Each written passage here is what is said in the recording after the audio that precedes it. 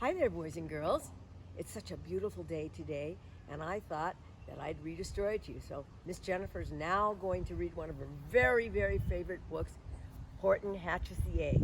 And when I was a little girl, I read this book, and I'll never forget it, and I hope it's one of your favorites too. It's by Dr. Seuss.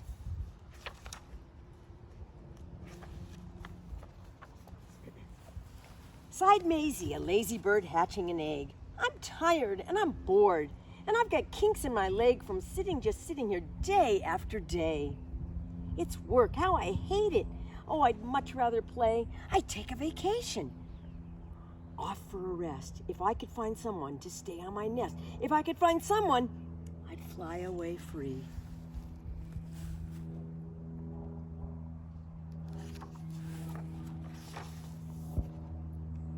Then Horton the elephant passed by her tree. "Hello," called the lazy bird, smiling her best.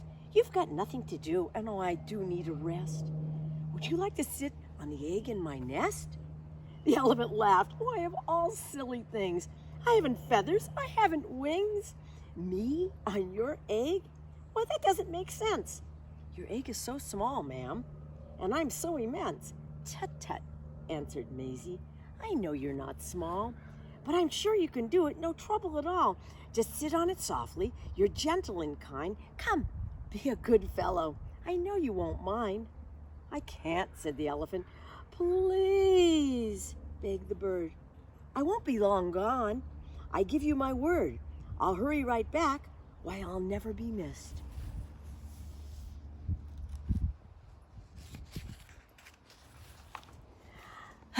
"Very well," said the elephant. "Since you insist, you want a vacation, go fly off and take it. I'll sit on your egg and I'll try not to break it. I'll stay and be faithful. I mean what I say.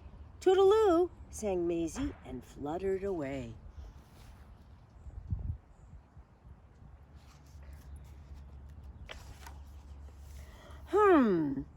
Well, the first thing to do," murmured Horton. "Let's see. Well, the first thing to do is to prop up the tree and make it much stronger. That has to be done before I can get on it. I must weigh a ton."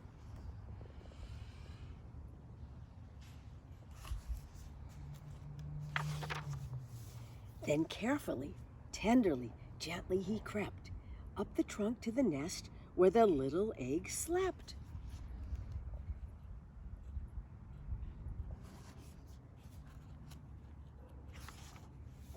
Then Horton the elephant smiled. "Now that's that." And he sat, and he sat, and he sat, and he sat.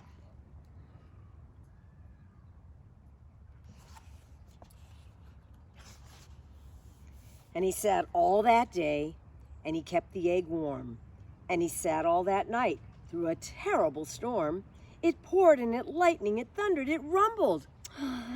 "This isn't much fun," the poor elephant grumbled. "I wish he'd come back, 'cause I'm cold and I'm wet. I hope that Maisie bird doesn't forget."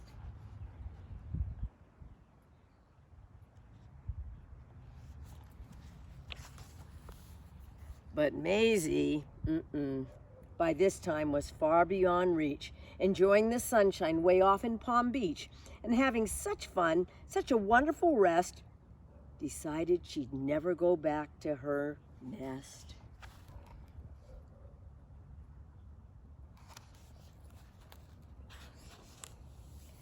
So Horton kept sitting there day after day, and soon it was autumn.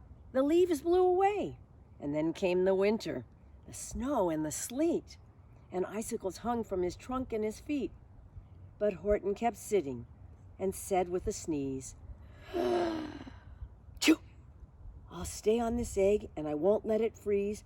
I meant what I said and I said what I meant. An elephant's faithful 100%.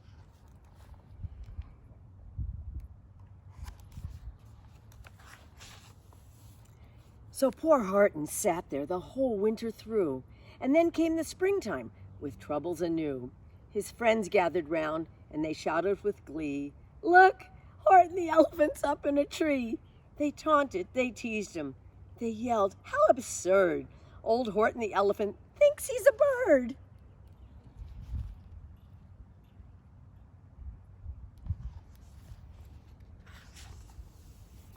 They laughed and they laughed. Then they all ran away, and Horton was lonely.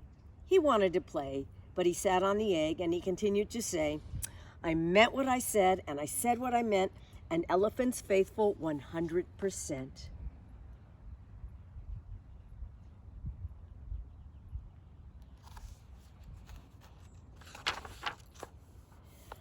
No matter what happens, the egg must be tended. But poor Horton's troubles were far, far from ended. For while Horton sat there, so faithful, so kind, 3 hunters came sneaking up softly behind.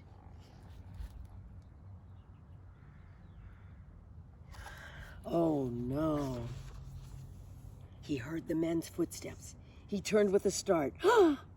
3 rifles were aiming right straight at his heart.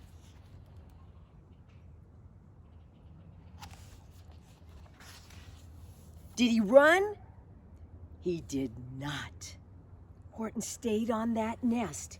He held his head high, and he threw out his chest, and he looked at the hunters as much as to say, shoot if you must, but I won't run away. I meant what I said, and I said what I meant. An elephant's faithful, 100%.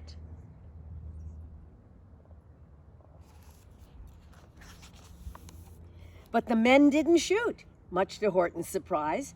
They dropped their 3 guns and they stared with wide eyes. Look, they all shouted, can such a thing be? An elephant sitting on top of a tree? It's strange, it's amazing, it's wonderful. New? Don't shoot him. We'll catch him. That's just what we'll do. Let's take him alive. Why, he's terribly funny. We'll sell him back at home to a circus for money.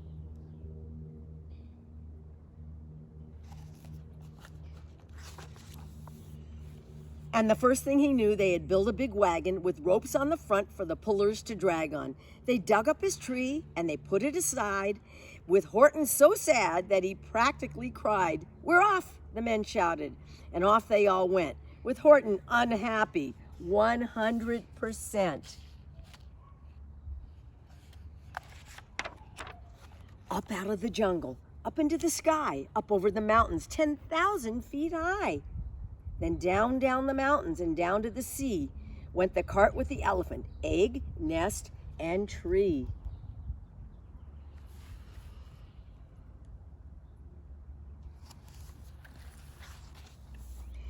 Then out of the wagon and onto a ship and out over the ocean, and oh, what a trip!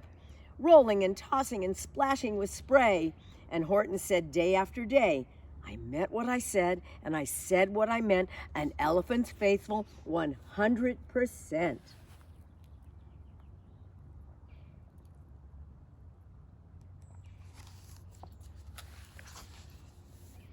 After bobbing around for 2 weeks like a cork, they landed at last in the town of New York.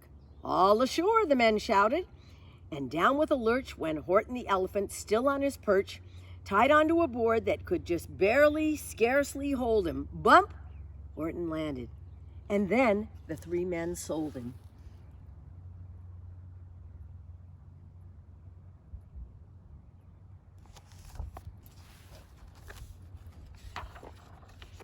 Sold to a circus. Then week after week, they showed him to people at 10 cents a peek. They took him to Boston, to Kalamazoo, Chicago, Weehawken, and Washington too, to Dayton, Ohio, St. Paul, Minnesota, to Wichita, Kansas, to Drake, North Dakota. And everywhere, thousands of flocks flocked to see him and laugh at the elephant up in a tree. Poor Horton grew sadder the farther he went, but he said as he sat in the hot, noisy tent, I meant what I said, and I said what I meant, an elephant's faithful 100%.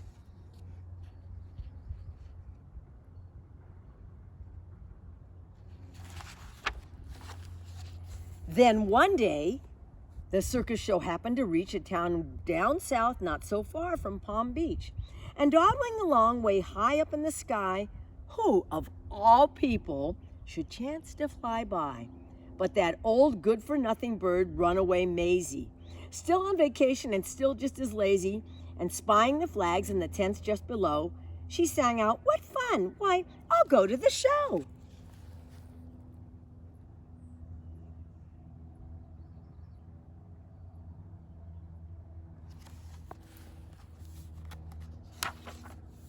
and she swooped from the clouds through an open tent door.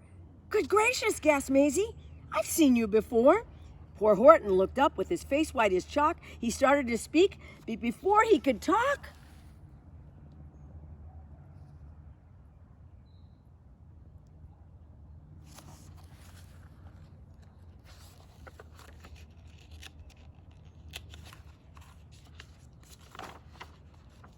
there rang out the noisiest, ear-splitting squeaks from the egg that he'd sat on for 51 weeks.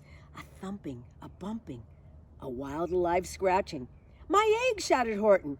"My egg! Why, it's hatching!"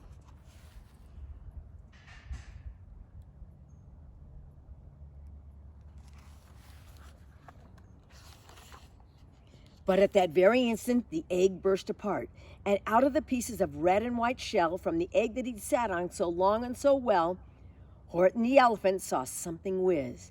It had ears, and a tail, and a trunk just like his.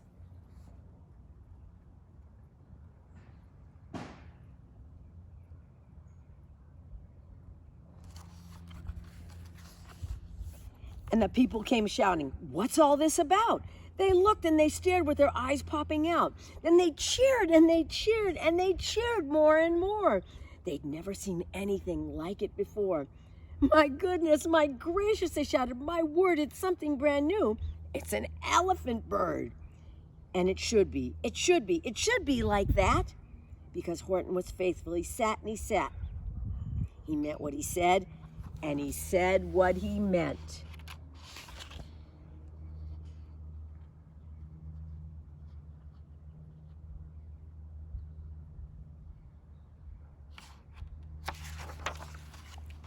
And they sent him home happy 100%.